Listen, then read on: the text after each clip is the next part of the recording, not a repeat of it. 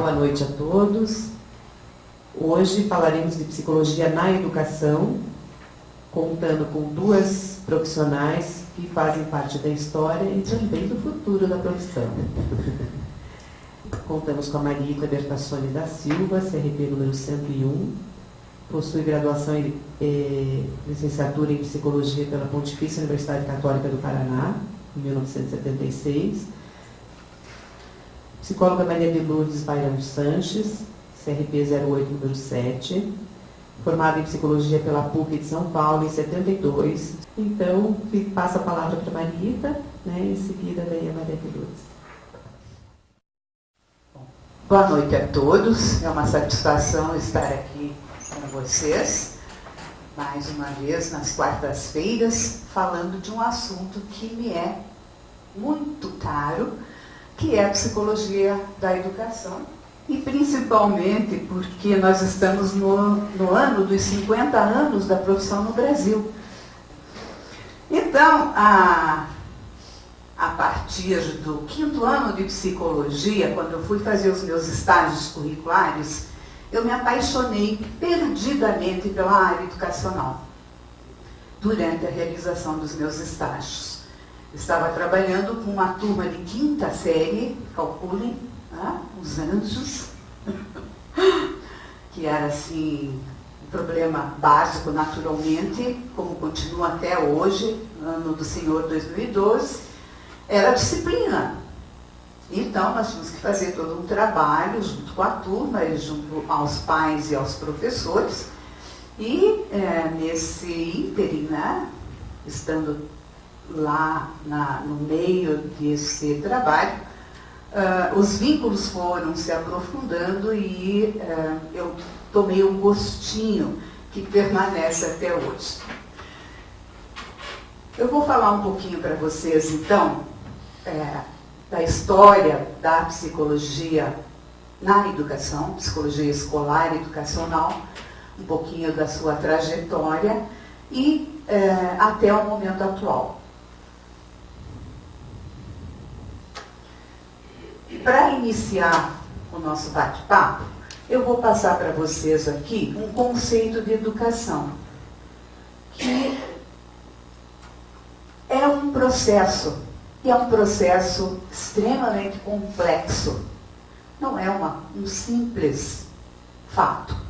Ele é um processo complexo, no qual interatuam fatores sociais e psicológicos, sendo um meio de transmissão e de preservação social, assim como também de transformação ou de dinâmica social.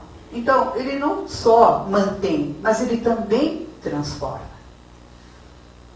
Além disso, a educação não é só o fato social, é também um fato político, econômico, ético, filosófico e com um substrato psicológico. E esse substrato psicológico, que é a parte que nos cabe desse latifúndio, que seria a própria natureza humana, com todas as suas possibilidades e os seus limites. Vocês acham que esse conceito é atual?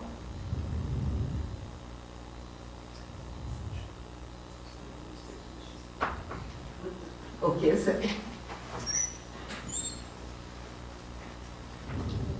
Meus estudos nos tempos de magistério, então faz tempo. Exato. Então, é um conceito que, embora tenha sido escrito em 1957, ele continua atual. Por quê?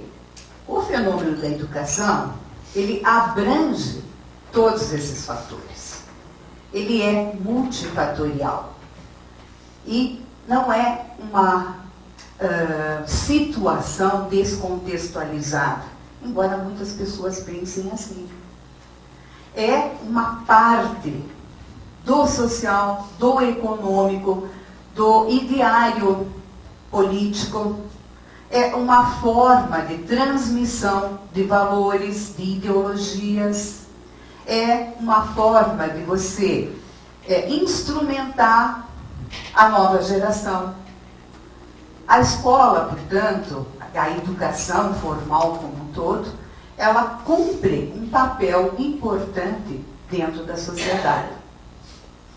E é com esse fenômeno que nós, psicólogos escolares e educacionais, escolhemos trabalhar. Então, existe a educação informal, que é dada pela família e pelos meios de comunicação, os mais diversos, nem sempre da melhor maneira possível, não é? E a educação formalizada, a escolarização. Cabe à escola, portanto, transformar aquele conhecimento que é leigo em um conhecimento científico. Esse é o papel dela. Portanto, é um papel bastante importante para que essa sociedade consiga ter um avanço em todos os âmbitos possíveis. Como que acontece, então, o nascimento da psicologia escolar e educacional ligada a esse fenômeno? A psicologia escolar e educacional, ela surge já no nascimento do desmembramento da psicologia da filosofia, né, quando ela se torna ciência, no início do século XX, término do século XIX, já começa a movimentação. Vocês devem lembrar, né, das aulas de psicologia geral. Lembram, né? E durante a sociedade industrial é que tem o avanço desses estudos mais especificamente, devido à mudança enorme de estilo de vida que acontece daquela sociedade antes de agricultura e de subsistência básica, né, de artesanato, etc., agora para uma sociedade onde você vende o teu trabalho, não é? Onde você transforma o teu conhecimento em algo que pode ser comprado, portanto, um capital, assim como outro qualquer. Com isso, e com o aumento da população nos centros urbanos, com o pessoal que sai do campo e vem para as cidades, nós temos a necessidade da expansão do ensino público. Esse ensino, anteriormente, ele era reservado apenas aos filhos dos senhores feudais, aos nobres. E agora, com a democracia na sociedade industrial, necessariamente há uma busca pelo conhecimento e pela qualificação para poder concorrer, competir dentro dessas vagas de trabalho. E também aumenta dentro da população uma preocupação com a infância, que antes, na época do feudalismo, não acontecia. Se a criança nascia e vingava, tudo bem. Mas se ela morria, não tinha muito problema, porque fazia outra. Então, a preocupação, né, de manter a saúde, preservar a gravidez, etc., é uma coisa relativamente moderna na nossa sociedade. Ela acontece, então, em meados do século XX para diante. Então, esses fatores é que fazem com que a psicologia se volte para esse fenômeno mais infantil, ou seja, a escolarização no nível da criança e do adolescente. Portanto, a psicologia escolar educacional, ela é uma área tradicional da ciência psicológica, juntamente com a psicologia da indústria, que era como ela se chamava originariamente, e da psicologia clínica. Seriam as três áreas tradicionais que se mantém até hoje com diferentes denominações. Na parte da psicologia escolar e educacional, o início bem significativo se desenvolveu na Europa e nos Estados Unidos, que eram o centro de conhecimento da época que ela surgiu. E ela se desenvolve em duas vertentes simultaneamente e paralelamente. Uma vertente é educacional e outra é clínica. Vamos ver por que se chamou dessa maneira. A vertente educacional, ela é denominada assim porque ela está investida da criação de instrumentos para o diagnóstico e para a triagem das crianças, dos escolares, entre aspas, com dificuldades.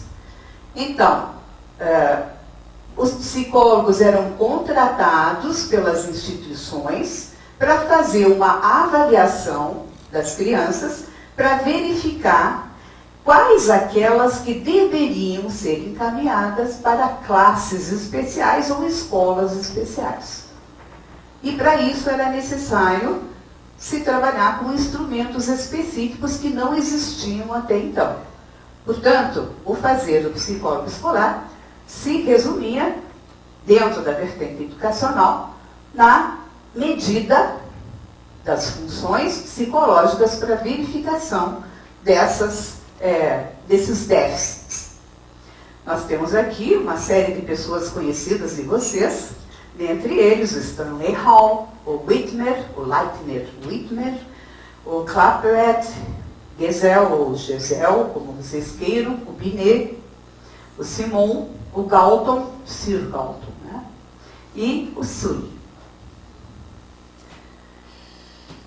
Então, dentro dessa vertente educacional, o papel do psicólogo escolar educacional nessa fase firmou-se como psicometrista, com atividades de aplicação de testes e técnicas de diagnóstico, com a finalidade de organização de classes, avaliação de prontidão para matérias específicas e encaminhamento das crianças para classes ou escolas especiais. E havia um interesse enorme dos governos em encaminhar os problemas educacionais face às novas exigências da tecnologia. Estamos aqui numa sociedade industrial, né? E desenvolvimento econômico. Então, os países estavam numa corrida para ver quem chegava na frente em termos econômicos. Então, era do interesse dos governos investir na educação no sentido de ter uma massa crítica bastante desenvolvida nesse sentido. A vertente clínica se voltou para avaliar e tratar as crianças que apresentavam algum problema na aprendizagem, então detectado, e também na conduta.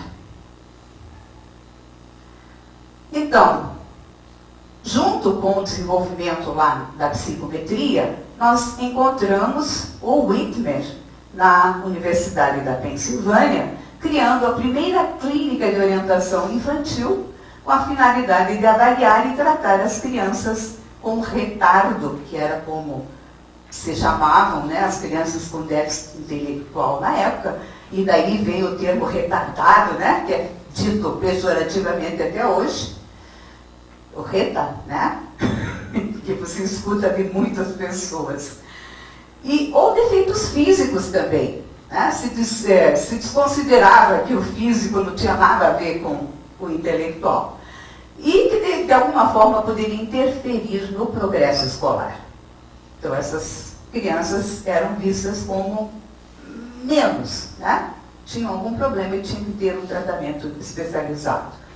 E nessas clínicas, além do trabalho direto com as crianças e adolescentes, eles também davam treinamento para os psicólogos que queriam trabalhar nesse âmbito, numa linha mais terapêutica e em casos individuais, com a orientação também dos professores que lidavam com essas crianças. E ensinavam, então, como eles tinham que fazer esse trabalho. Então, como decorrência dessa linha de trabalho, o que aconteceu? Proliferaram os psicólogos escolares com orientação terapêutica e serviços de higiene mental por toda a Europa, por todos os Estados Unidos. O psicólogo escolar passa a fazer o trabalho clínico dentro da escola, com diagnóstico e treinamento individual. E no transcorrer do tempo, esses dois modelos de atuação, o educacional e o clínico, foram realizados simultaneamente pelos psicólogos escolares em termos mundiais. Todo mundo, né, em todos os países, desenvolveram modelos bem assemelhados nesse desenvolvimento. Como é que foi no Brasil? Não foi diferente do que nos outros países. Afinal de contas, nós somos, né, bem reprodutivos nesse sentido. E aqui, como lá, o nosso trabalho com psicólogos escolares foi aplicado nas escolas normais, como se chamava o antigo magistério, né? Preparando as normalistas, então dentro da formação de professores e também nas clínicas de orientação infantil para atendimento de escolares. Bem igualzinho ao desenvolvimento mundial, europeu e americano. Aqui nós encontramos figuras como Lourenço Filho e Durval Marcondes, que foram figuras bastante importantes brasileiras, trabalhando nesse início da psicologia escolar. E além dos cursos das escolas normais, também as clínicas de orientação infantil, que eram chefiados por psicólogos estrangeiros, uma vez que nós não tínhamos ainda um curso de psicologia no Brasil. Então nós tínhamos que importar, né, os psicólogos que atendiam a população. E aqui apresentavam, então, os problemas de aprendizagem e de conduta.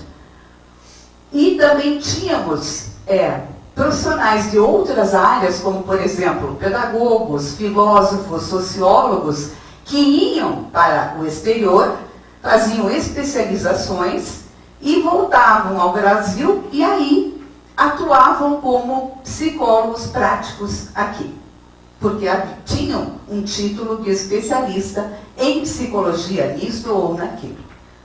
Porque nós não tínhamos realmente como, né, fazer isso made in Brasil.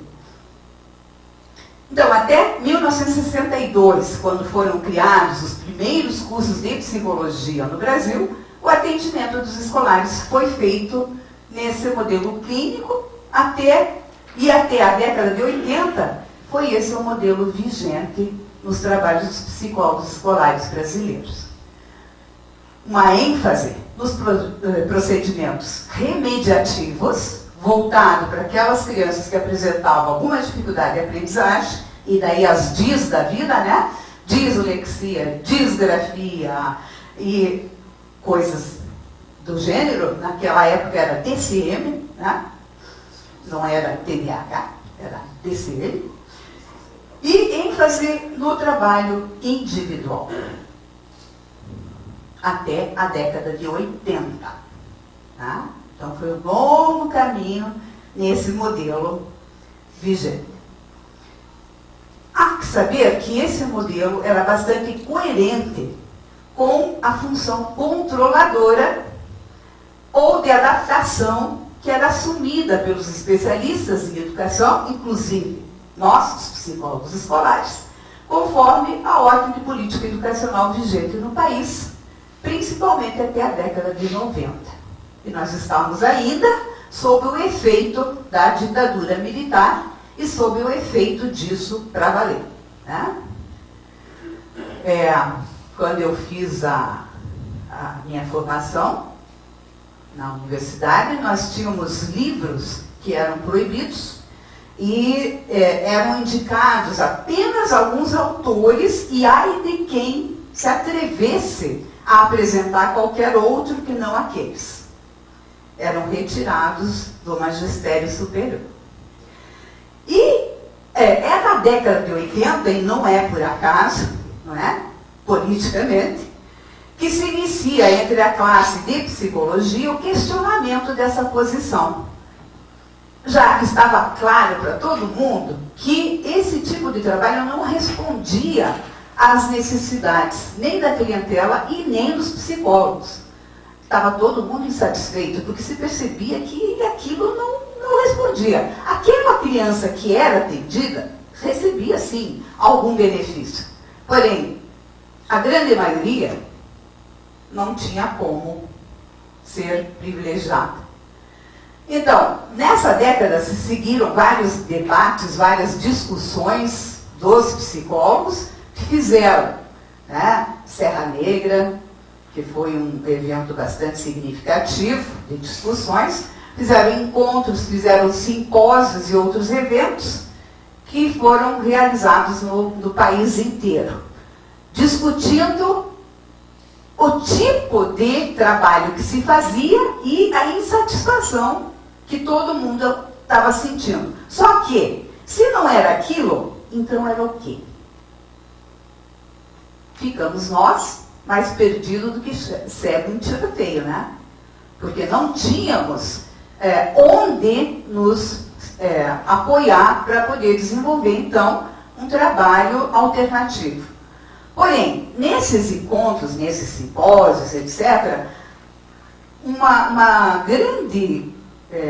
grande benefício surgiu, que foi da troca entre os profissionais do IAPOP e o SUI. E a verificação de que era uma insatisfação geral, né? Era uma coisa que preocupava todo mundo e que se repetia em todo o cenário nacional. Então, a análise crítica da atuação na prática profissional permite perceber que o foco na criança deixa de contemplar outros fatores que são ou igualmente ou até mais importantes na determinação dos ditos problemas existentes. Então, ele não aprendia, não é por causa dele. Muitas das vezes era por causa do ambiente, era por causa do método de ensino, era por causa da relação existente entre os agentes educativos e daí por diante, né? E a partir dessas contestações, dessas constatações, que também eram contestações, se abre uma nova perspectiva do trabalho, que sai então do modelo remediativo, baseado no conserto daquilo que estava errado, porque daí o professor chegava lá, entregava o menino e dizia, conserte e me devolva bonzinho, como se fosse um relógio, né? E muda então para um modelo de profilaxia ou prevenção no ambiente escolar. Então, o que se dizia? Antes que aconteça o problema, a gente vai trabalhar de forma que ele não aconteça. E nesse novo paradigma, o psicólogo escolar vai redefinindo e ampliando a clientela foco, abrangendo agora toda a instituição escolar. Não mais o foco na criança, mas em todos os agentes, né, todos os personagens da prática educativa, que, por sua vez, está inserida num sistema educacional mais amplo, que, por sua vez, está inserido num social, que, por sua vez, está inserido num país com ideologias próprias, com políticas próprias, bem mais amplo do que isso, não é? Então, uma questão de pertença real. Como é que foi no Paraná, né? Em Curitiba, mais especificamente, que foi que a gente pôde acompanhar? Em 1956, nós tivemos uma figura bastante importante aqui em Curitiba para o nosso desenvolvimento como psicólogos, que foi da pedagoga e psicóloga Cláudia Guimarães Alves, que fazia um trabalho de serviço de orientação psicopedagógica. E, posteriormente, posteriormente, em 62, ela abriu um centro de psicologia para atendimento de crianças com dificuldades de aprendizagem, seguindo aquele modelo europeu e americano que já foi apresentado para vocês, né? Em 1969, houve a criação do primeiro curso de psicologia aqui no Paraná, na Universidade Católica do Paraná, então o CP, que em 86 se tornou pontifícia. Veja então que o curso ele foi criado em 69, no momento da plena ditadura militar. Nós estávamos ali, né, naquele burburinho, apanhando da soldadesca, né, como estudantes, fazendo movimento, correndo, e, enfim. E sob esses critérios de o que pode, o que não pode, a introdução de algumas disciplinas, tipo o SPB, Organização Social e Política Brasileira, que era obrigatória desde a pré-escola, praticamente, até a universidade, e que só, veja, quando eu fiz mestrado, ainda existia. Eu terminei o meu mestrado em 94. Veja o tempo que isso decorreu para começar a ser modificado.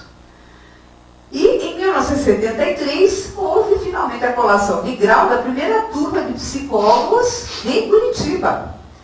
A partir daí, então, não havia mais porquê as pessoas que não eram psicólogos fazer o trabalho do psicólogo. Então, a nossa classe pôde finalmente florescer legalmente e judicialmente. Em 74, houve a fundação da Associação Profissional dos Psicólogos do Estado do Paraná, com um movimento de pessoas de coragem, né, e garra, entre elas a nossa colega que está aqui. E em 77, a criação do sindicato. A partir da associação desse movimento todo, foi possível a criação do Sindicato dos Psicólogos, que não por acaso também coincide com o início da abertura política do país, que vai se alargando até chegar a 85, com as caras pintadas, que daí acho que vocês já começam a lembrar, né? Ou tiveram alguma notícia estudando para o vestibular. E em 79, nós temos finalmente a criação do Conselho Regional de Psicologia, 8ª região, que se separa de Santa Catarina e Rio Grande do Sul, ao qual ele estava ligado até então. Em 92, nós tivemos a criação da ABRAPE, Associação Brasileira de Psicologia Escolar e Educacional, e, a partir da criação dessa associação, uma redefinição da identidade do psicólogo escolar e educacional. Saindo, de novo, daquele paradigma terceiro agora, né, que era preventivo no segundo, agora nós estamos passando para um paradigma de saúde. Nós não estamos mais prevenindo a doença, porque o nosso foco agora é a saúde. Nós não estamos preocupados em cobrir uma doença. A gente já parte da ideia do conceito de saúde. Então, é desenvolver, né, de todas as formas possíveis, dentro do ambiente educativo, situações e atividades saudáveis que desenvolvam a plena cidadania e o desenvolvimento das pessoas que estão lá. Então, é uma terceira forma da gente chegar lá. E aqui, em Curitiba especificamente, nós tivemos a Lei 15.075, que foi aprovada em maio de 2006, que prevê a implantação do programa de atendimento psicopedagógico e social, onde cada escola estadual teria pelo menos um psicólogo, um pedagogo e um assistente social. Só que felizes ficamos quando soubemos dessa lei, né? Pensando que finalmente agora nós iríamos deslanchar. Mas não, simplesmente. Por quê?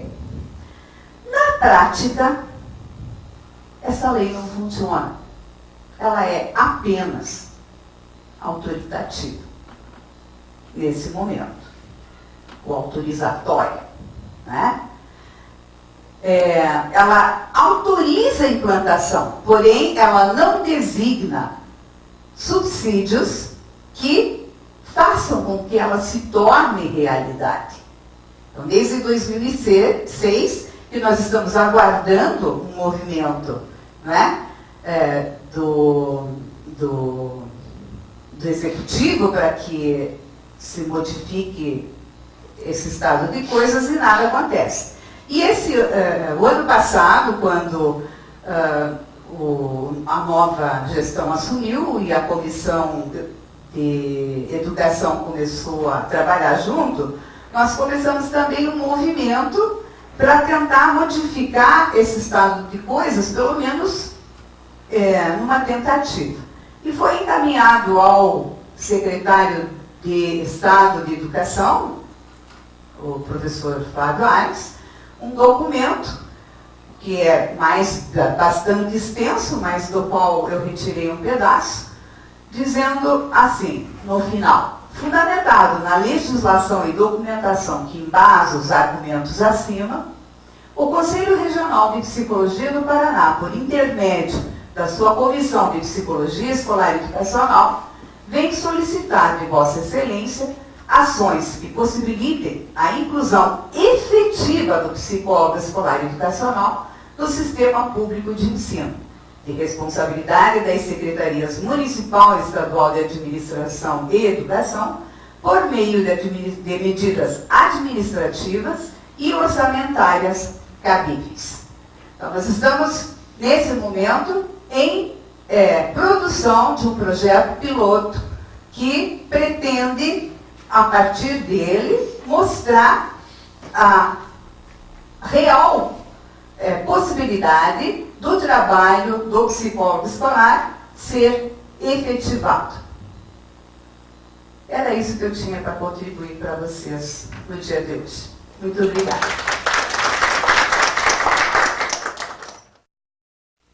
Então, gente, de uma forma diferente da Marita, eu queria contar para vocês que eu comecei a minha faculdade, aliás, foi pedido pela Célia, para que eu viesse fazer um depoimento e não que eu viesse falar sobre psicologia escolar nesse sentido teórico e todo organizado que a Marita falou.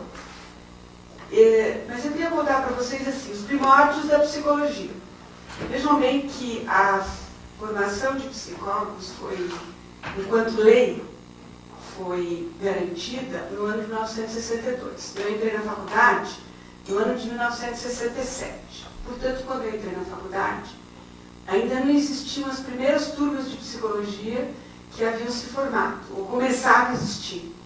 O meu curso de psicologia, na PUC de São Paulo, era um curso de 6 anos. E até o 4º ano, eu não tive nenhum professor que fosse psicólogo. Eram ou educadores, ou médicos, ou filósofos, que era bem característico daquela época. A partir do 5º e do 6º ano, os meus colegas que estavam já se formando e começaram a dar aula para a gente e a fazer supervisão de estágio. Veja, era um tempo, né, gente, que não tem absolutamente nada a ver com das universidades. Exatamente. Existia na cidade de São Paulo 3 cursos de psicologia, que era o curso da PUC, que eu fazia, o curso da USP e o curso do Sete Sapiens.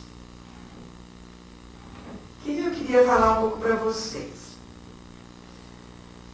Uma coisa também interessante é que quando eu me formei, em 1972, eu não tinha carteira do CRP. A gente tinha uma carteirinha do MEC. O MEC é que dava a carteirinha. Acho que já você não. Eu Ainda? Pois é. Então, mas a gente não tinha CRP, tinha a carteira do MEC e a gente, para trabalhar, usava aquela carteira. No caso da licenciatura.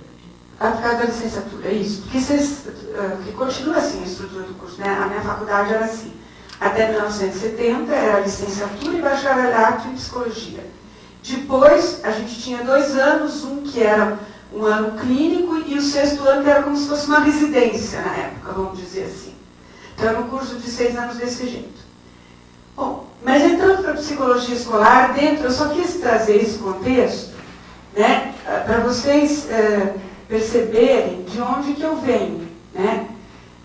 Tanto que muitas vezes, quando eu olhei, por exemplo, o programa do Congresso, fiquei pensando, eu teria que fazer outra faculdade para conseguir compreender o que acontece hoje dentro da psicologia, né? Porque foram tantas as mudanças e até eu penso num sentido muito mais adequado para a realidade brasileira.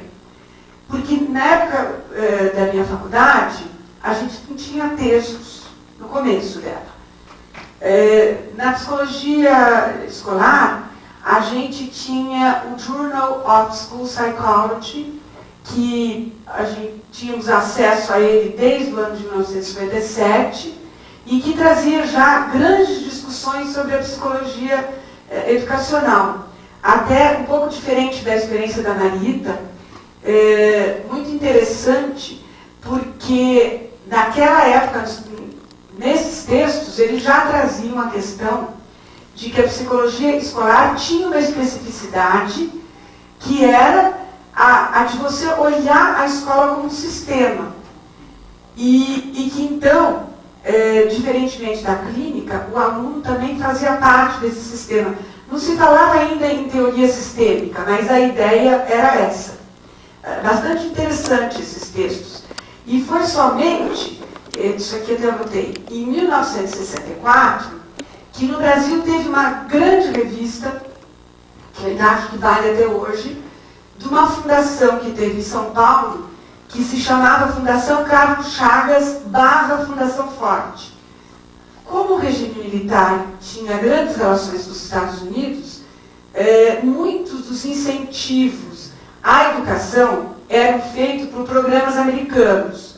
Um programa desses era da Fundação Ford, da Ford Foundation mesmo, e que instituiu a Fundação Carlos Chagas, que hoje é uma grande fundação.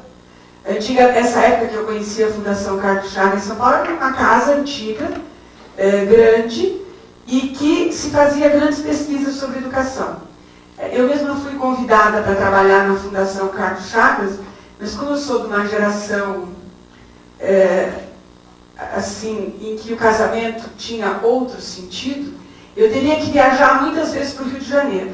Então, eu não pude aceitar o trabalho, e não era para eu aceitar, mas enfim, era uma realidade muito interessante essa da Fundação Carlos Chagas, porque eram pesquisadores de educação, da área de educação, e já começava a existir não só pedagogos, mas também psicólogos, e no caso eu era convidada para fazer parte dessa equipe de psicólogos. Depois eu vim para Curitiba e nós trouxemos pessoas da Fundação Carlos Chagas para fazer alguns trabalhos que a nossa equipe realizava. Por exemplo, o primeiro trabalho foi um trabalho que nós realizamos em 1973 mesmo, junto com a primeira turma formanda de Curitiba. Eles precisavam de um trabalho sobre metodologia educacional. E era um trabalho super interessante, mas que a gente tinha pouca experiência. Então, nós convidamos o pessoal da Fundação Carlos Chagas para vir embasar aquilo que a gente ia fazer com os professores. A Marita disse que a primeira turma de Psicologia do Paraná se formou em 1973.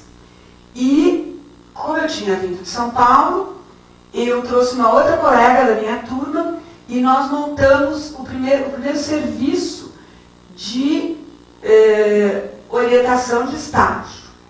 Interessante contar para vocês que era assim, a PUC, que era a católica, funcionava num prédio que hoje é onde é a Capela Santa Maria.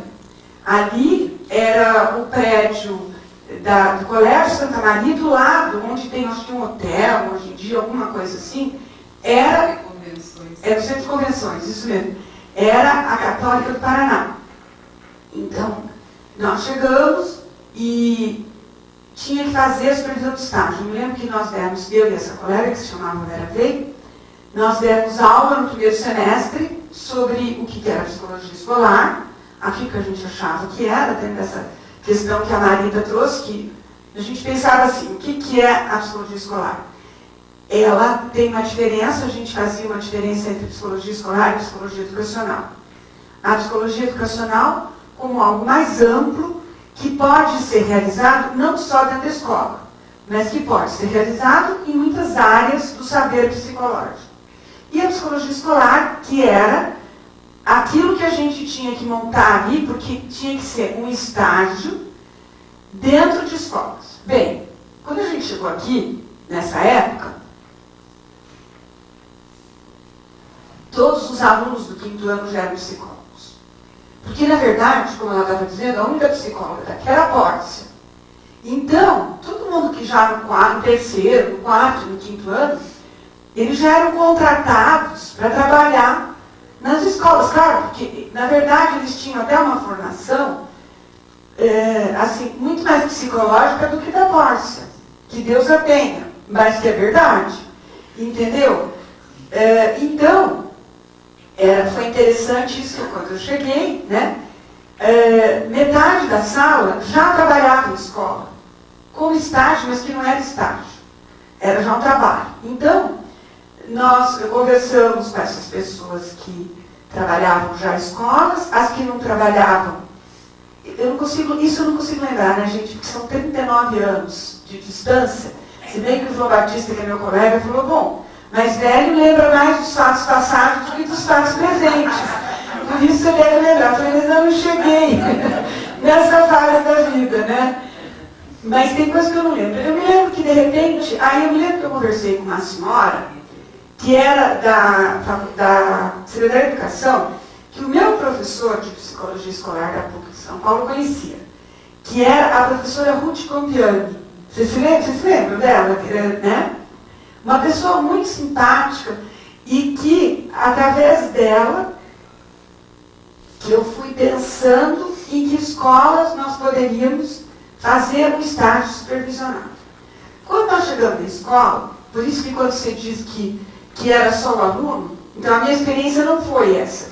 Porque a gente chegou na escola, a gente tinha assim, o diretor da escola, que era uma pessoa que queria muito que a gente fosse. Porque era muito interessante um novo trabalho de uma nova pessoa dentro da equipe.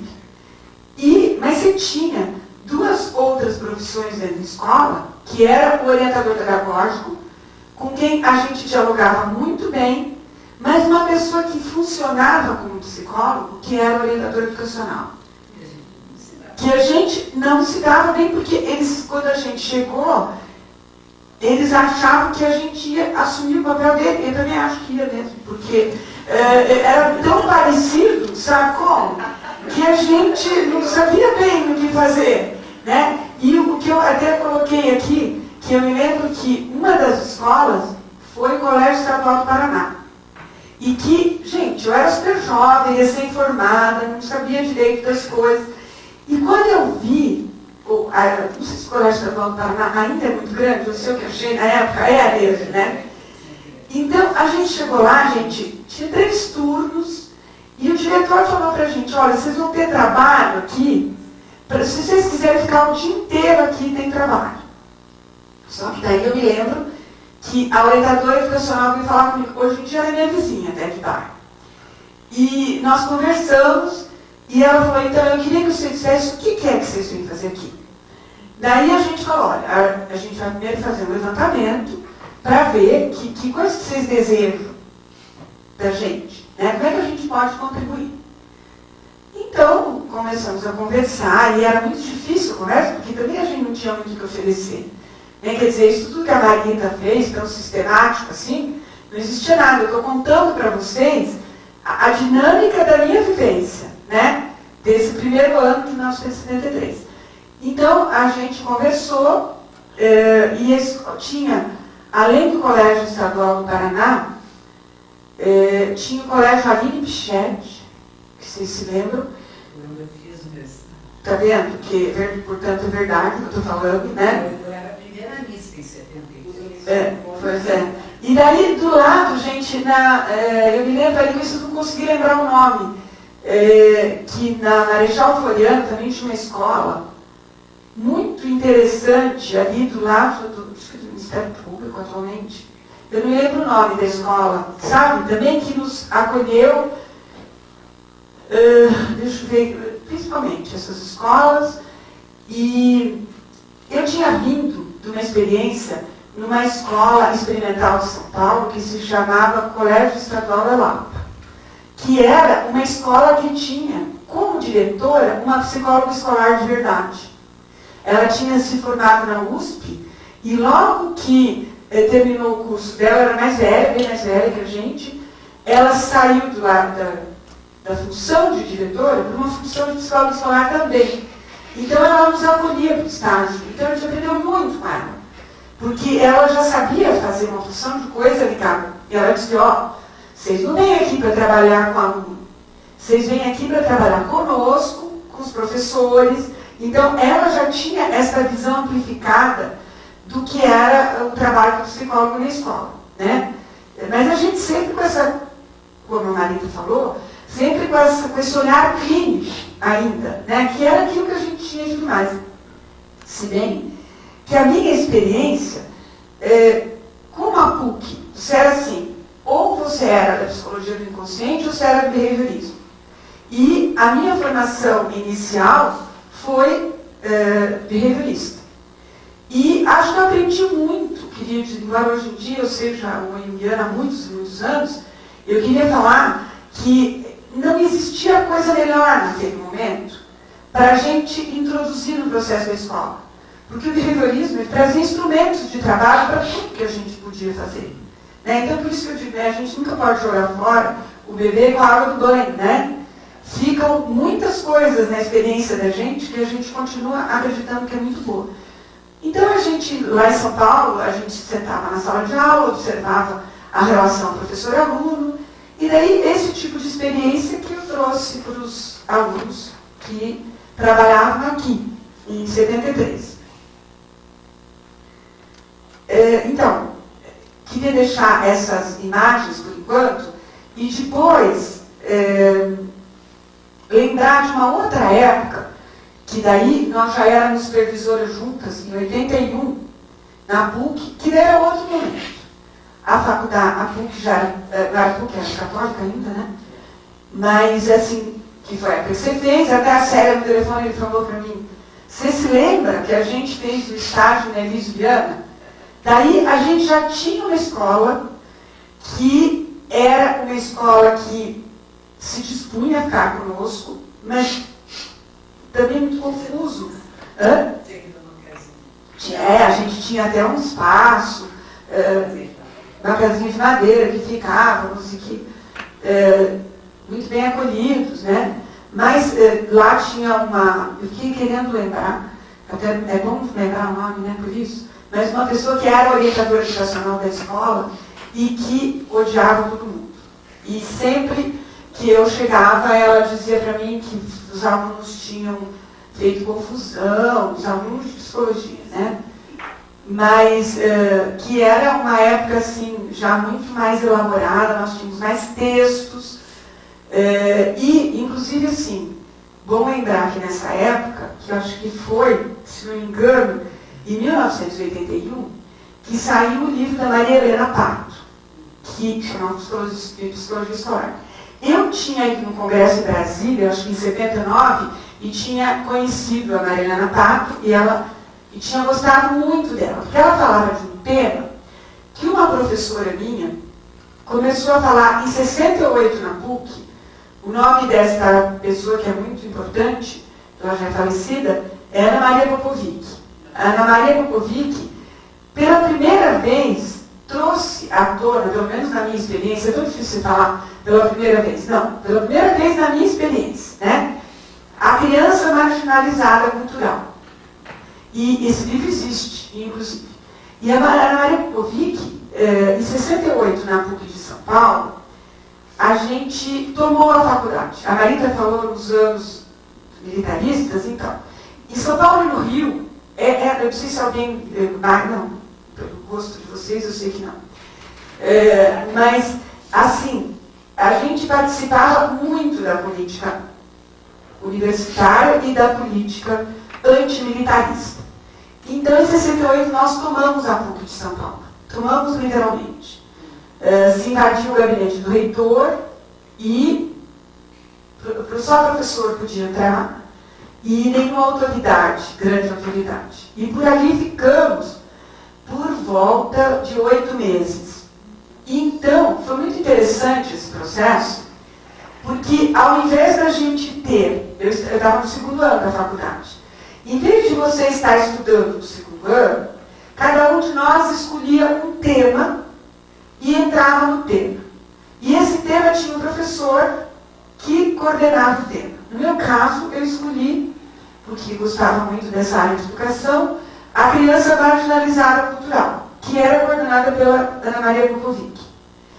E que, nossa, a gente fez uma pesquisa, porque ao mesmo tempo que era muito interessante essa etapa como uma situação educacional típica.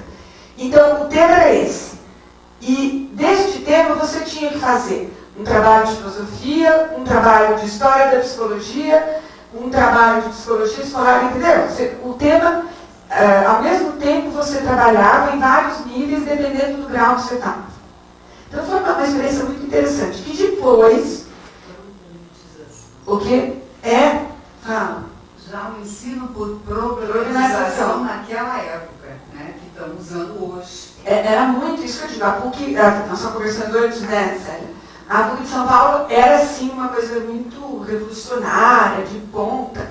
Embora os meus colegas hoje, quando eu encontro, tenham achado que o curso foi muito ruim. Eu digo, olha, acho que não. Acho que a gente teve experiências como estudante e como questionador, tudo isso, de uma forma muito interessante. Você fica um ano, que você é dono do teu próprio curso, porque você se monta ali nos temas que você escolhe, né? Bom, mas então, nessa época, a gente trabalhou muito em cima desse tema, e depois de alguns anos, quando eu conheci a Ana Pato, isso aí em 68, já estou falando de 79, então, 11 anos depois, a Maria Helena Pato já trabalhava essa questão das diferenças culturais, só que com muito mais sistematização do que a Ana Maria Popovic, vamos dizer assim.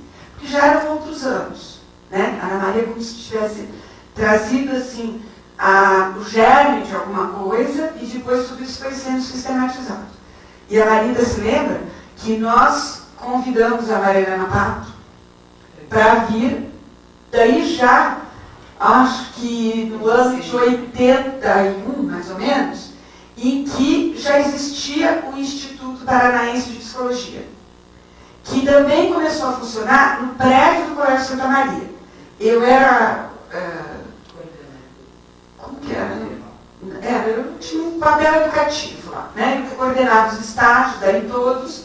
Eu coordenava os estágios de psicologia escolar, clínica e organizacional, que era tudo no mesmo lugar, e foi também uma experiência educativa muito interessante, que a PUC, no primeiro momento, assumiu, mas quando a gente começou a querer levar as pessoas para as pesquisas e para outros lugares, a PUC já não aceitou mais e a gente tinha compromissos, então eu resolvi pedir licença e não ficar mais, porque, né, eu lembro de situações muito difíceis. Bom, daí o que eu queria colocar mais? Deixa eu ver. Bom, esse momento político já era um momento político diferente. Isso, que boa lembrança. Então, nós fomos, isso eu queria contar para vocês. Naquela primeira vez, em 73, a gente foi falar com o secretário de Educação, que era o Cândido Martins de Oliveira. Isto em 73.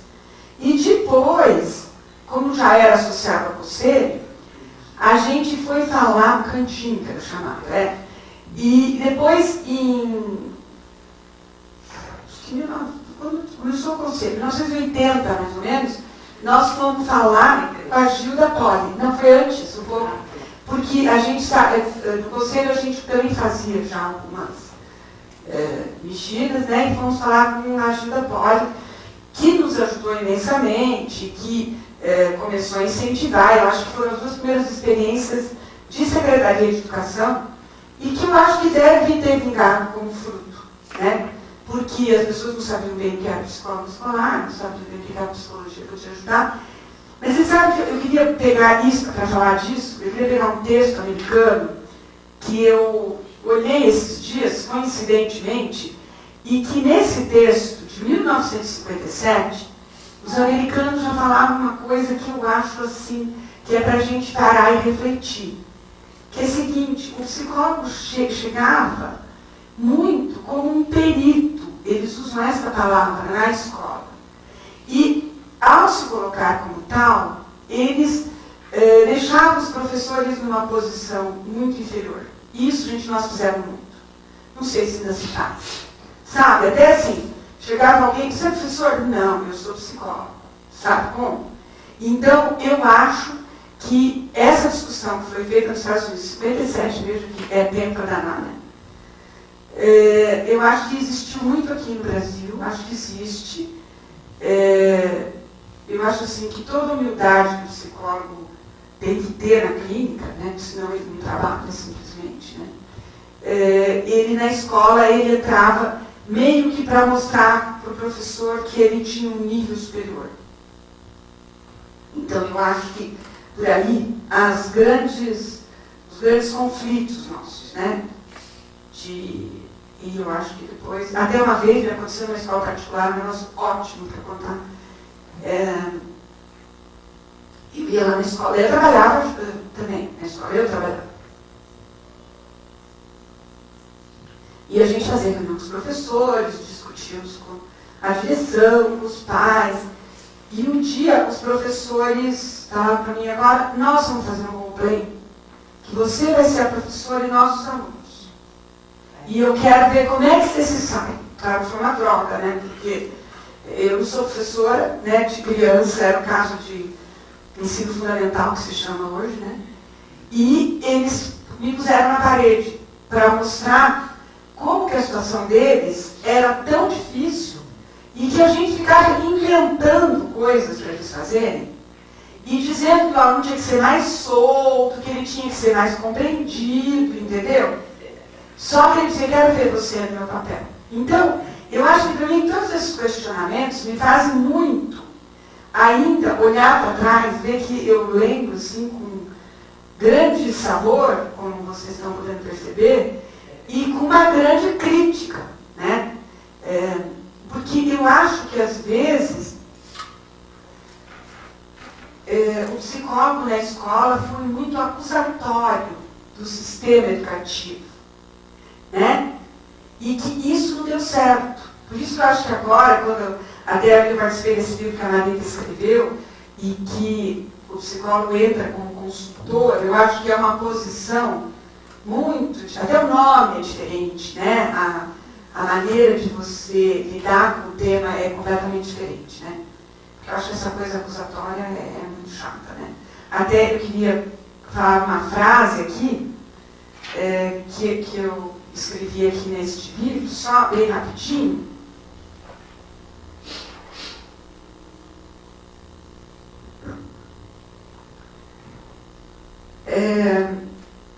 Eu escrevi um texto uma vez que chamava assim: o aluno aprende apesar da escola. Gente, vocês vejam que arrogância minha, né? No sentido de fazer as pessoas refletirem que o aluno era ao mesmo tempo o centro das preocupações de uma escola e, paradoxalmente, o centro das frustrações de toda a equipe responsável por ele. Procurávamos levar o professor a acreditar na relevância de seu papel, tão desvalorizado, mesmo tendo certeza de que sem ele a escola jamais existiria. O diretor pressionado por normas e ideologias provenientes da Secretaria de Educação, exigia do professor tudo aquilo que ele não podia cumprir. Por outro lado, os pais colocavam sobre ele toda a responsabilidade por qualquer revés. E o psicólogo, que permanecia na escola pouquíssimas horas por dia, querendo testar as mais modernas teorias, e lhe criava ainda mais tarefa. O professor, enfurecido com toda e qualquer mudança, era, muitas vezes, não podendo descontar na equipe, descontava naquele aluno menos bem dotado. Porque uma coisa é verdadeira, né, gente? É que a escola, ela era, e talvez ainda seja, preparada para receber aquele tipo de aluno que só vai sistematizar conhecimentos na escola. Porque eu acho que ele chega tão bem equipado, não só do ponto de vista intelectual, afetivo, de habilidades psicomotoras, mas também com muitas informações. Eu acho que hoje em dia também tem esse detalhe, né? Que eles chegam muito mais assim, né? Então, eu acho que a escola se preparou muito para receber esse tipo de aluno. Então, quando o aluno não era desse tipo, o que acontecia é que existiam as classes especiais, existiam as de funcionamento, né? Os alunos iam para as classes especiais, que eram horríveis, porque ficavam lá um monte de aluno desinteressado, e daí você não sabia se tinha uma déficit de atenção, que a gente pensava que era um déficit de atenção, que não tinha nome ainda, se tinha um déficit intelectual, ou se era falta de experiência mesmo, de estímulo, por causa da realidade social de onde ele vinha. Então, eu acho que tudo isso deixava a escola mesmo muito pouco equipada, e até mesmo a escola particular. Até uma vez uma escola particular que tinha como hábito, que tinha como filosofia, né? Filosofia receber alunos com dificuldades, nós criamos uma classe que chamava SEI, S-E-I, mas que a tradução dela era Sala de Ensino Individualizado. Mas era individualizado para essas crianças que tinha a gente misturou na mesma sala, assim, crianças que não enxergavam, crianças que tinham déficit de atenção muito grave, crianças que tinham déficit intelectual. Então, era uma sala que era atendida pela equipe da escola e pelos psicólogos. Foi muito interessante essa experiência por muito tempo. E depois, eles iam fazer algumas matérias na sala de mais um, que correspondia à idade deles. Isso foi muito bom, foi uma experiência muito assim, rica que a gente fez dentro da escola. E depois, claro, a escola não aguentou, porque sai muito caro, os pais têm que pagar mais caro para a escola particular, mas ainda assim. Então, deixa eu ver se tem mais alguma coisa que você lembra. Eu acho que Célia também não lembra de coisas dessa época. Agora, eu queria encerrar, e depois, assim, se vocês tiverem questões, a gente pode fazer, que eu queria encerrar dizendo assim, vale ainda hoje, como depoimento aos jovens psicólogos que adentram pelos campos intrincados da psicologia escolar comunitária, a chamada para a contribuição hermética de nosso trabalho transformador, apesar das frustrações e aparentes impossibilidades. Vale ainda a lembrança de que todas as atividades das nossas vidas não podemos deixar de lado o nosso aprendiz interior, a chave do nosso sucesso. Queria acabar assim, tá bom?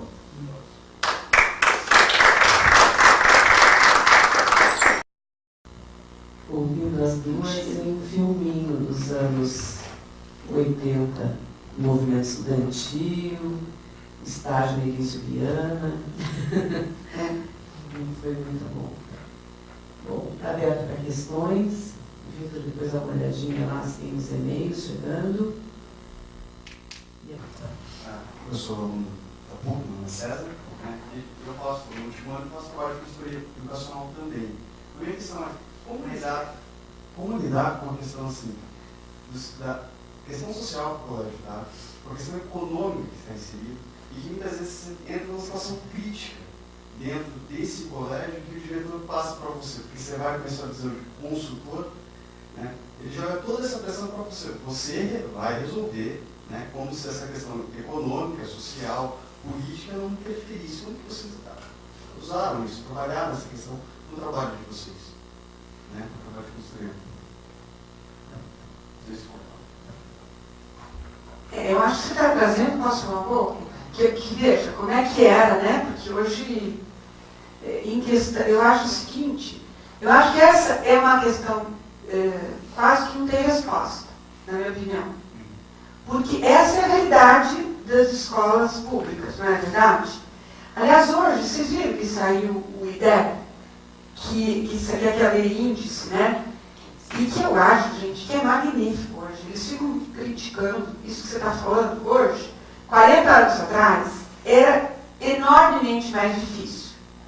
Agora, eu acho que o papel, a Marita, que é psicóloga escolar, pode responder isso, né? Mas o que eu acho é o seguinte, o nosso papel é mostrar assim, olha, eu também acho que essa vida que vocês levam aqui é super difícil. Mas eu não posso mudar o sistema político, eu não posso mudar o sistema econômico. A única coisa que eu posso trabalhar aqui com vocês é a relação face a face. Isto é o pedacinho que me cabe nesse latifúndio. Assim que eu vejo. Porque às vezes também a gente fica tomado por uma híbris e a gente quer resolver tudo. Acho que aí mora o perigo. Entendeu? Você pode resolver, ajudar-nos a resolver pouca coisa. Não sei como é que pensa aí.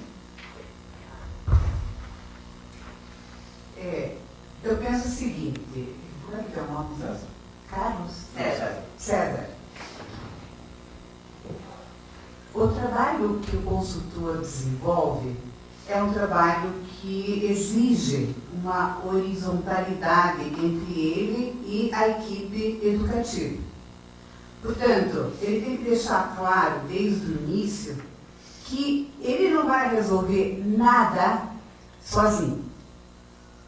Acho que esse é o primeiro ponto. Segundo, concordo com a Brudinha que a gente tem que ficar muito atento a essa questão de querer resolver. É uma coisa que eu vejo acontecer com os jovens que iniciam a sua atividade profissional, como se fosse uma obrigação. Eu tenho que responder a isso, eu tenho que fazer dar certo. E isso não é assim. Eu não tenho esse poder de fato.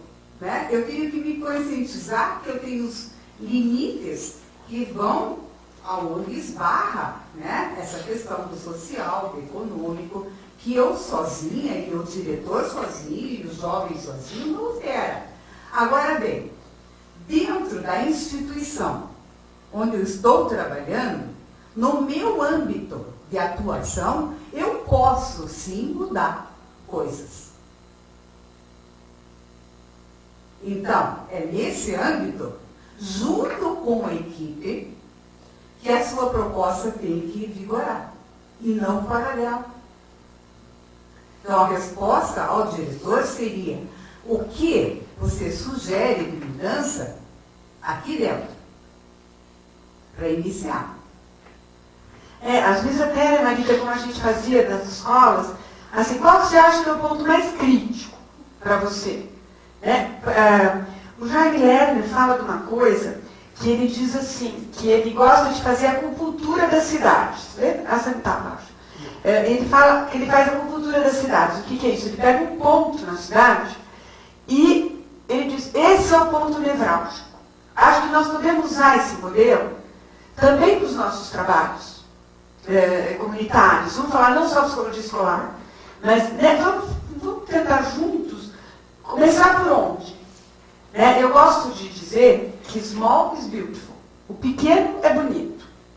E a gente fica muito com essa imagem do grande, né? Que a gente fica contaminado por isso, né?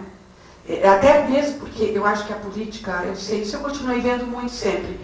Eu acho que as políticas públicas de educação, elas só falam de coisa grande. eu li e assisti hoje um monte, como eu vim aqui, eu queria estar por dentro, assim, para ver se eu podia discutir com vocês, mas esses índices do IDEB, várias pessoas falaram, e é assim, gente, parece que está tudo horrível e que nada mudou nos últimos anos. Mentira isso. Muitas transformações foram feitas, mas as pessoas ficam com aqueles índices de estatística, não é verdade? Que não leva a nada, gente. Sabe? Porque a estatística não vale. O que vale o que é? Aquela coisa mais individual. Por isso que eu te falei, aquele trabalho mais fácil a fácil, não sei.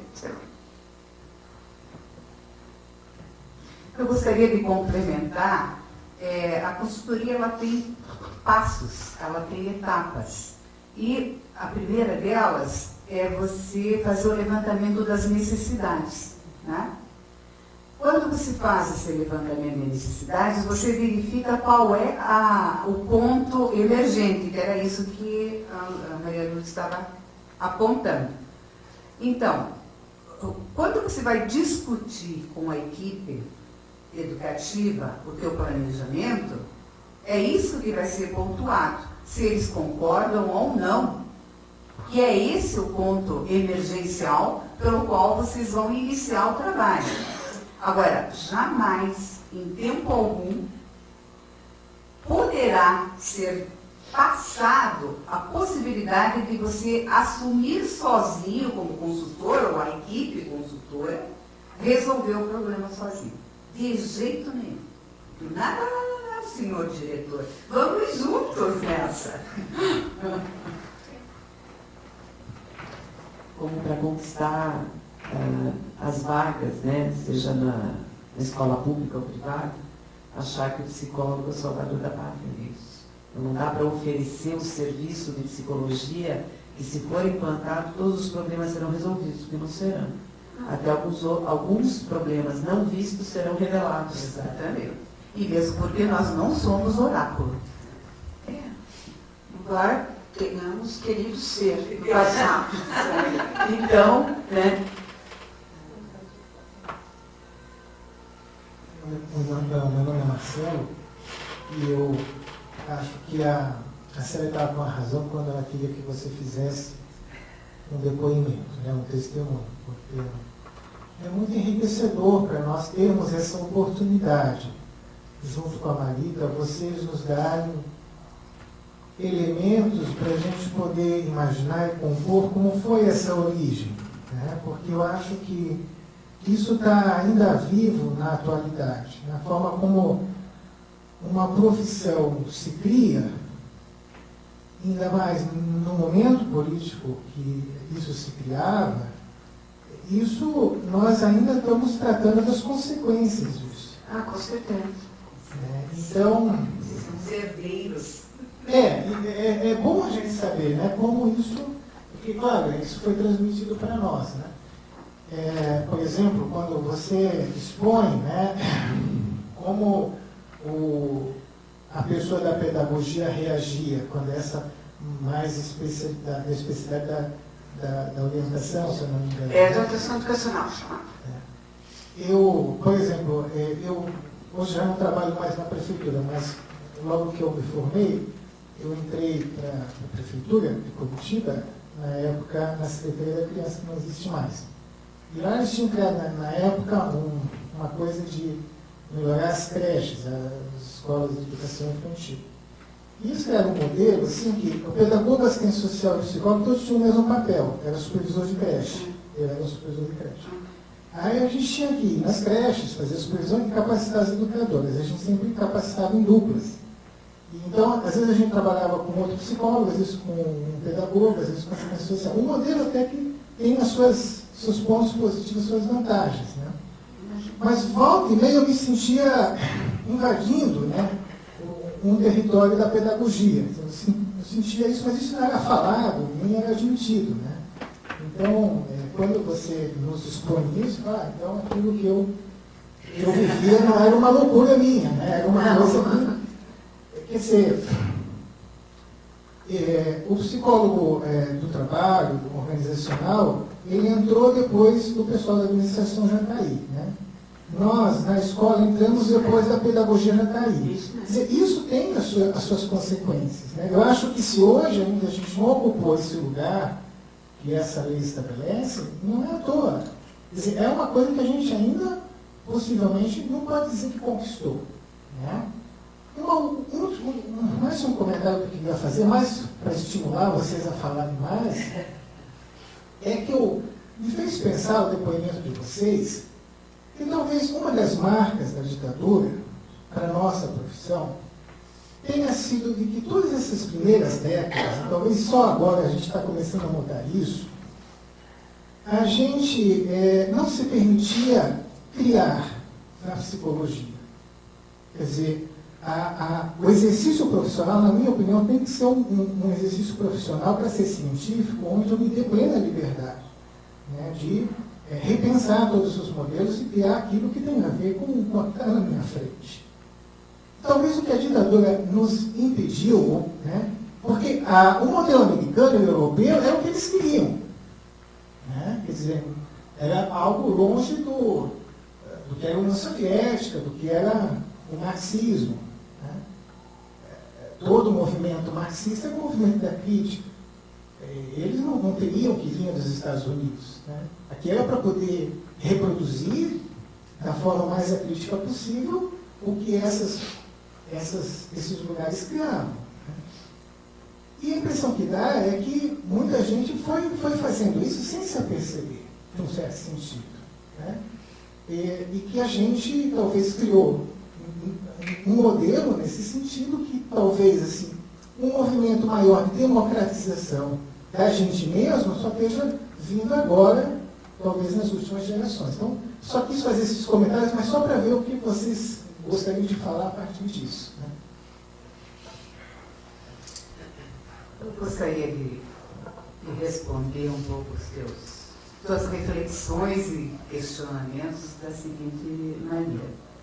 Eu penso que a questão da ditadura teve, sim, uma importância bastante significativa na formação dos profissionais, principalmente das ciências sociais, porque a gente era visto com bastante receio pela ditadura.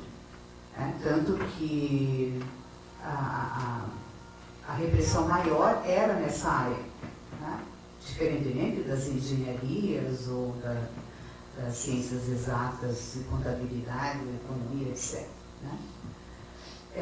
Porque na época em que eu fiz o ensino médio e fundamental, a gente tinha filosofia, a gente tinha sociologia dentro do currículo, né, do colégio já, do ensino fundamental e médio. Então a gente aprendia a pensar.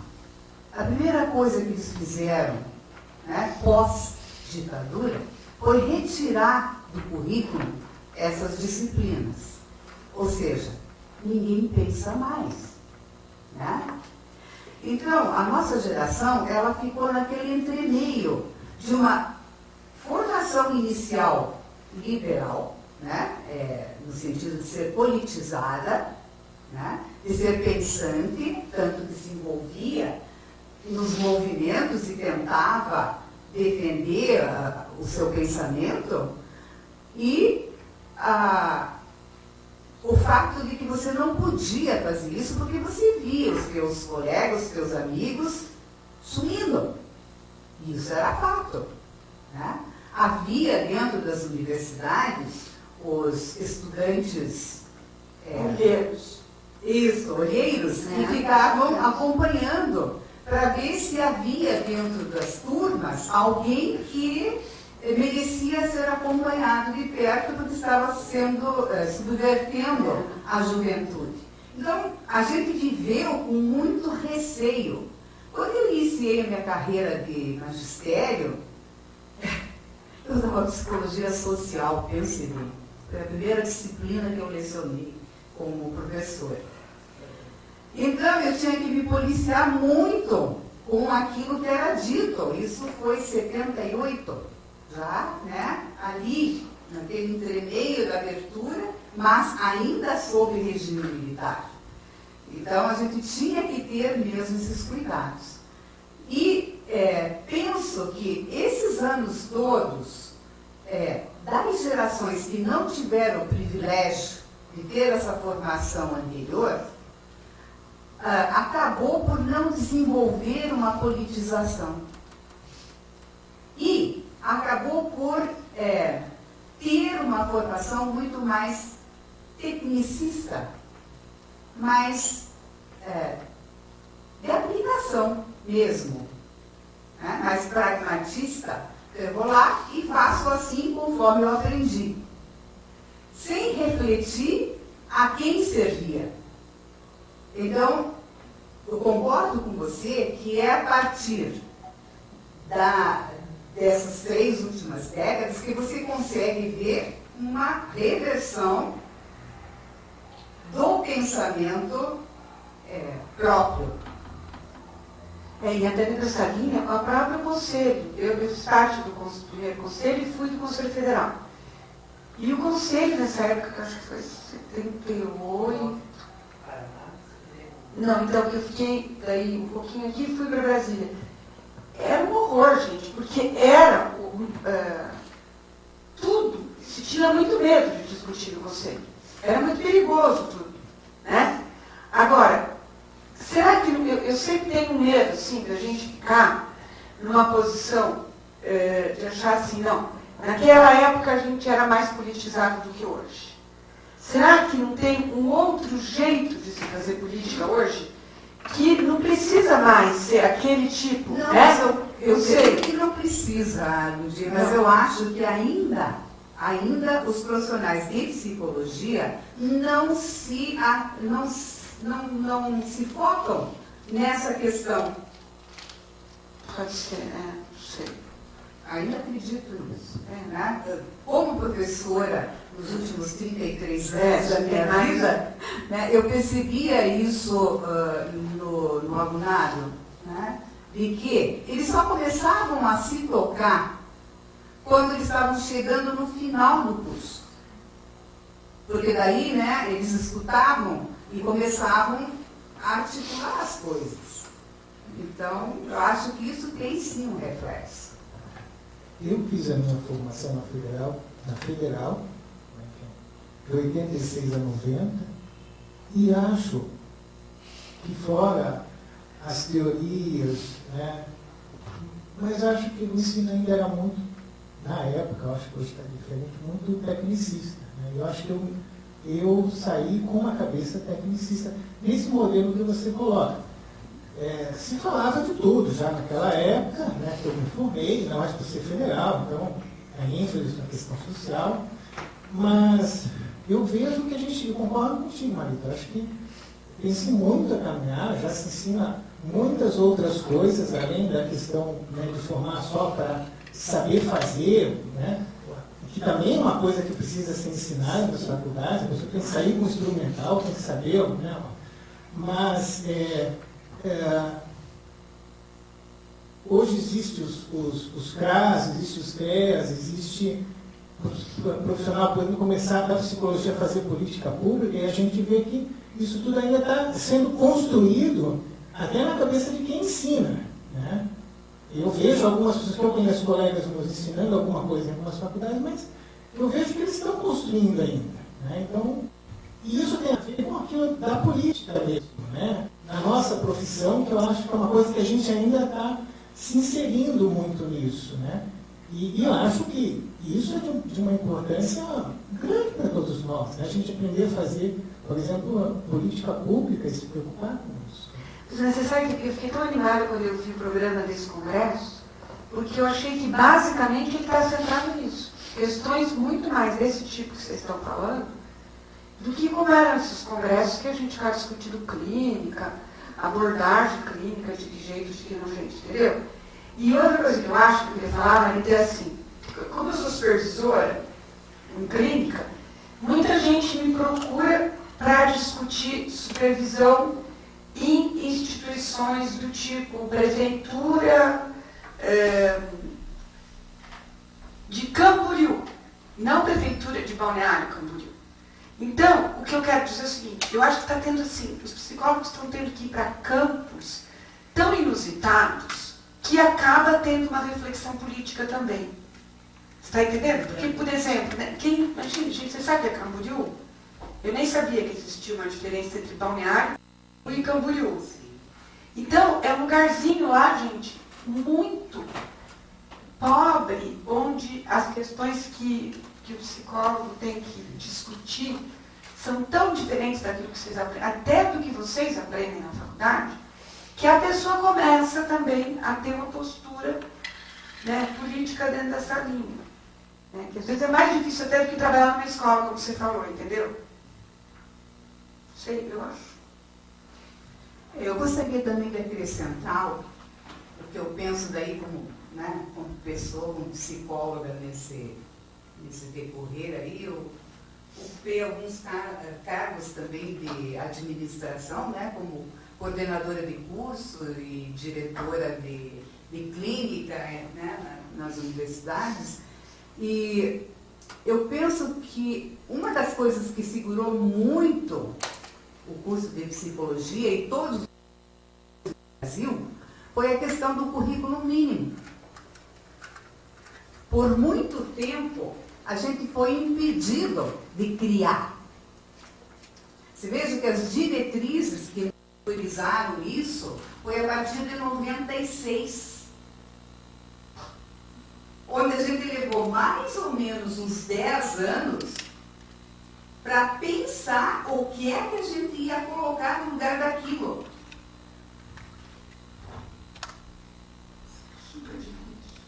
Porque antes você era obrigado a ter as mesmas coisas do Oiapoque ao Chuí. Serviço ou não serviço. Então, penso que tudo isso é fator que interfere com certeza. Eu queria comentar que eu acho, na minha opinião, muito interessante isso que a gente está falando, porque, na minha opinião, não é a gente da psicologia, nós somos nós. Né?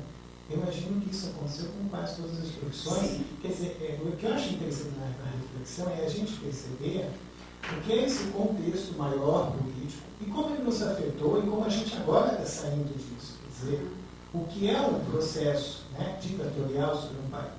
Quer dizer, quantas gerações para se começar a poder respirar, né, e poder começar a ser permitido, como tu acabou de falar, né, Maria? Agora pode criar. Né? Mas quanto tempo? Né? É uma coisa que eu acho importante ser pensado, embora triste, né? Uma realidade triste. Mas eu acho que isso é muito importante, no sentido de a gente passar isso para a geração jovem, para que ela não deixe acontecer de novo. Né? Para que ela auxilie no sentido de não deixar de produzir e chegar no ponto que a gente viveu aí. 25 anos de repressão total. É uma vida. É a idade de muitos de vocês, ou menos. Acho que voltar não volta, mas vamos melhorar daqui para frente. Acho que tem uma questão importante, que independente da área, né, que a gente possa falar, o início parece que segue os mesmos passos, né? E que muitas vezes a gente esquece, a gente entra na faculdade, independente de que época, seja no novo currículo, velho currículo, as primeiras coisas que a gente aprende é observar, para depois colocar alguma coisa em prática, né? Faz pesquisa teórica, fundamenta, faz projeto, para daí fazer intervenção. E a gente se forma e esquece disso, meio que inverte. Em vez de começar observando, a gente quer começar intervindo. Eu acho que aí a gente erra, feio, né? Erra em nome da profissão, é um erro para o usuário, enfim, a gente acaba se perdendo nesse caminho. E cada área emergente, né, seja ela agora, apesar do serviço assim, já ter alguns aninhos, né, o Sistema Único da Assistência Social é uma coisa novíssima, né? A legislação é muito recente. Então, CRAS, CREAS, tem cidades que não tem ainda, né, que são os centros de referência de assistência social. Agora, trabalhar em conjunto com outros pares, outras profissões, desde sempre a gente tem que fazer isso. Né? Eu acho que a melhor aprendizagem que a gente pode ter na faculdade é participar de movimentos dentro da universidade, porque eu acho que tem gerações que tiveram essa oportunidade de movimento contra um mal maior, né? Com a repressão. Que é bem mais fácil até, você participar. Exatamente. E eu acho que o grande desafio é participar daí, sabe, do diretório acadêmico, fazer um evento em conjunto com outro curso. Este é o grande desafio e a construção da verdadeira cidadania. E quando a gente briga com um bandido, né, brincar de mocinho e bandido, todo mundo sabe. Né? E essa coisa de construir mocinhos juntos é que está difícil. É difícil. Né? E lembrar que temos 2 olhos, 2 narinas, 2 ouvidos, vários pontinhos para sentir, né, esse sistema todo de sensibilidade tátil, e uma boca. Né? Então, a intervenção representa a boca e o resto tudo a observação, a pesquisa, a busca de dados, para daí a gente chegar a intervir. Eu acho que isso que a gente não pode esquecer. E, infelizmente, a gente se forma na ansiedade sem intervir. Seja a área que for. Boa noite, meu nome é Kátia. Na verdade, não é uma pergunta. Uma coisa que eu fico sempre, quando eu vejo os noticiários, quando eu vejo os longas, né, dos programas do Brasil para a educação, eles dizem educação para todos. Né?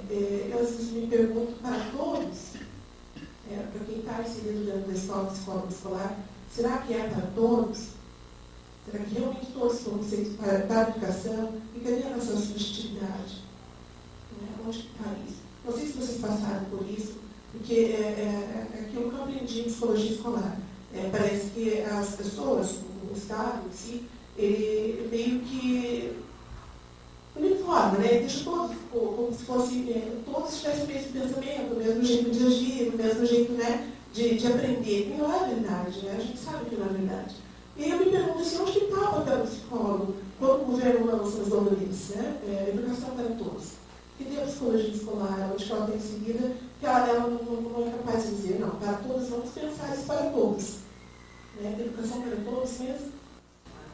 Porque quando tem essas coisas, Kátia. Eu tenho 2 colocações em relação ao que você levantou. É em relação ao número de vagas. Né? Porque realmente o Estado não dá conta de oferecer educação para todo o povo brasileiro que necessita dela. Por isso, ela permite a entrada da escola particular, sem a qual a educação seria muito pior em termos de números. Por outro lado, a gente tem que dar, né, um pouco de uma palmatória, que o número de escolas cresceu grandemente num período de tempo significativo. Não é? Isso a gente não pode negar. Porém, não se investiu na questão da qualidade do ensino. Não é? Eu tenho uma raiva muito grande da Lei 5692 de 71, porque ela sucateou o nosso ensino de uma forma tal que não teve mais retorno, só foi caindo. Mas, como diz a Ludinha, não adianta a gente chorar em cima do leite derramado. O que a gente tem que saber nós estamos nessa situação, o que a gente pode fazer para melhorar? Né? Então, como cidadão, independentemente da gente ser psicólogo escolar ou não, né? Acho que a mobilização é social. Porque quem é que realmente dá importância para a educação? Os nossos professores das federais estão há 2 meses em greve. E o que acontece? Nada. Se eles ficarem mais 6 meses, não vai acontecer nada. Agora, se o metalúrgico fica em greve 1 semana, em 2 tempos ele recebe aquilo que ele quer.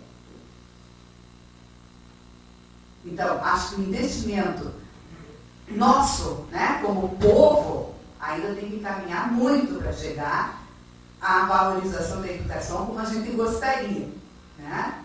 E eu me coloco nisso, né, também, porque eu sou brasileira, eu sou população. Eu tento fazer o meu pedaço, mas acho que ainda não é suficiente. Eu tenho que fazer mais. E o segundo ponto é da questão da qualidade, que precisa ser realmente revista.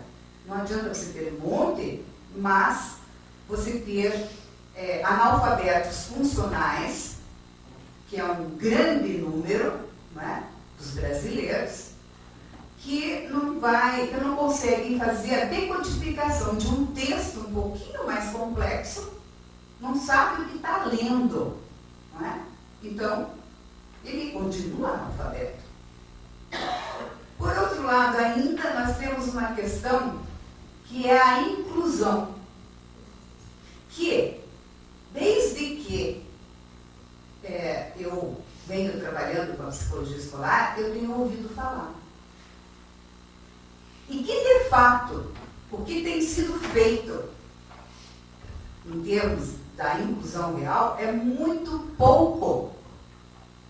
Eles fazem adequação física, né? Colocam uma rampa, colocam um banheiro que seja adequado, colocam, né, os seguradores lá do lado, mas a inclusão real ainda não aconteceu, gente. E eu vejo pessoas que seriam esperado que essas pessoas fossem favoráveis à inclusão de pessoas que têm, né, necessidades especiais, junto com todos, e que dizem assim, não, mas eles vão estar melhor se estiverem numa escola especial. E quando você discute isso, ou, né, ficam bravos com você, como se você estivesse dizendo uma besteira do tamanho do bonde. Pois é, Marita, mas se a gente entrar por aí, eu acho que a única coisa que nos sobra, que nos resta, é a gente trabalhar na política. Porque não tem outro jeito, eu vejo. Entende? E que difícil que é para um cidadão fazer parte de um partido político, se candidatar a vereador, deputado, sei lá, né? Mas, Lurdinha, você pode exigir dos teus representantes que eles te representem bem. Então, coisa que nós não fazemos. Então, mas como é que você vai fazer? Por exemplo, através dos conselhos, o conselho é um órgão, sim, em que a gente pode trabalhar politicamente. Sim, porque nós estamos tentando fazer, né? Se cada um contribuir e fizer a pressão, eles vão ter que se mexer. Nós vamos ter que nos mexer.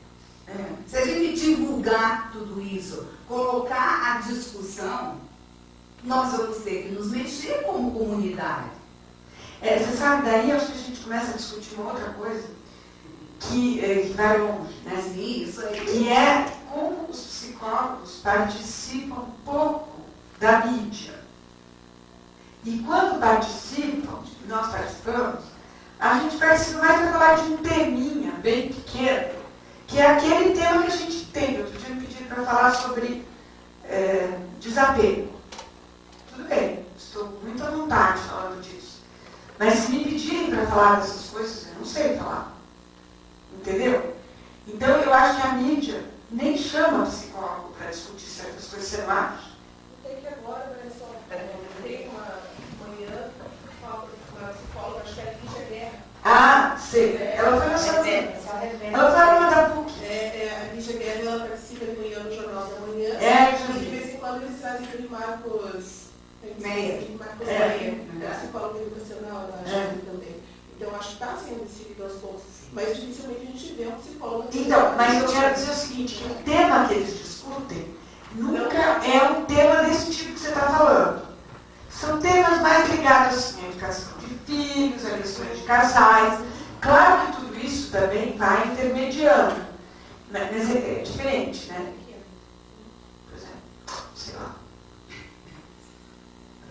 é tudo bastante difícil, mas eu acho que a gente não deve desistir. Eu acho que a gente deve continuar tentando tudo o que for possível, né? Como esses movimentos que a gente faz junto à Câmara Legislativa, aos deputados. Acho que a gente tem que continuar fazendo essas tentativas, porque cruzar o bracinho e deixar só ficar criticando também não adianta. Não adianta mesmo. Isso eu acho que é o Tem pior de tudo. que ter ações, tem que vir, tem que ajudar os conselheiros, porque não é só esperar também que 26 pessoas façam tudo por nós. A gente tem que vir aqui e colaborar, né? Tem que dar a força que é necessária.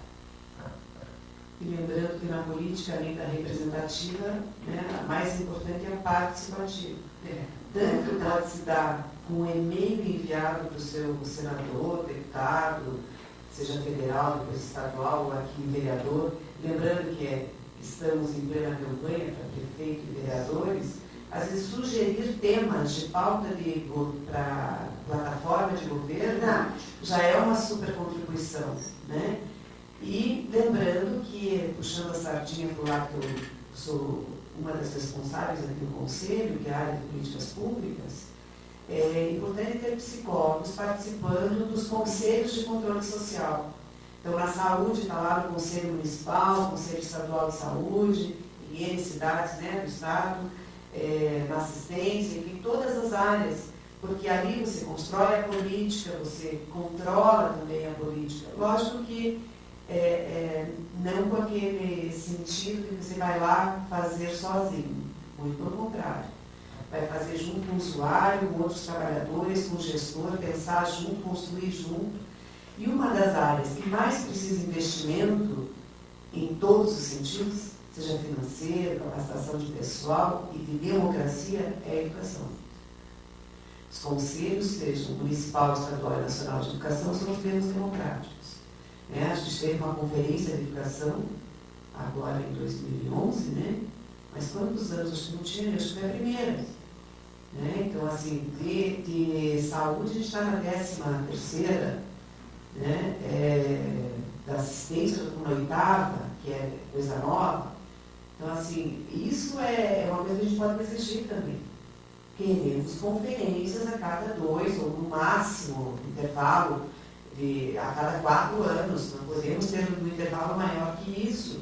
A gente precisa repensar e cada vez mais essa área. Até a Olimpíada eles fazem a cada 4, né? Pois é. Queiramos ou não. Com certeza esporte é importante, né? Mas enfim, sempre em outro contexto. Aliás, esporte é educação também, né? Também é. Eu acho.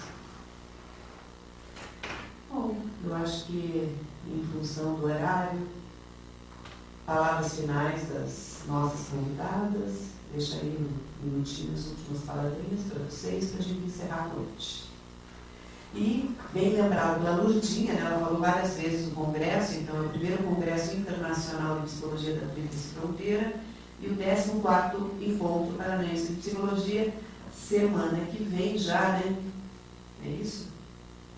É isso mesmo. Então, semana que vem a gente não tem quarta-feira no CLP, porque a gente está indo para Foz do Iguaçu, por conta do evento lá em Foz, que começa dia 23 e vai até o dia 25.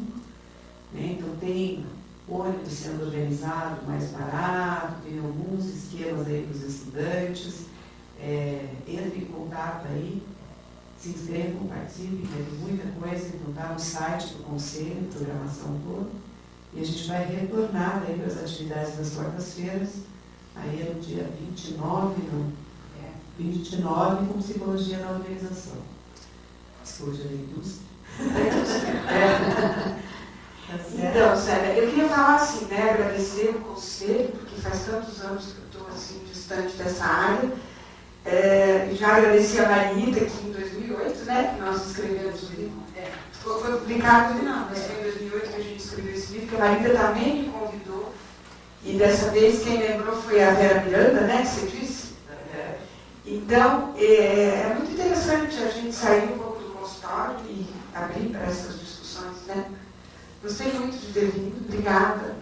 Aprendi também coisas novas com a Marita aí. É verdade.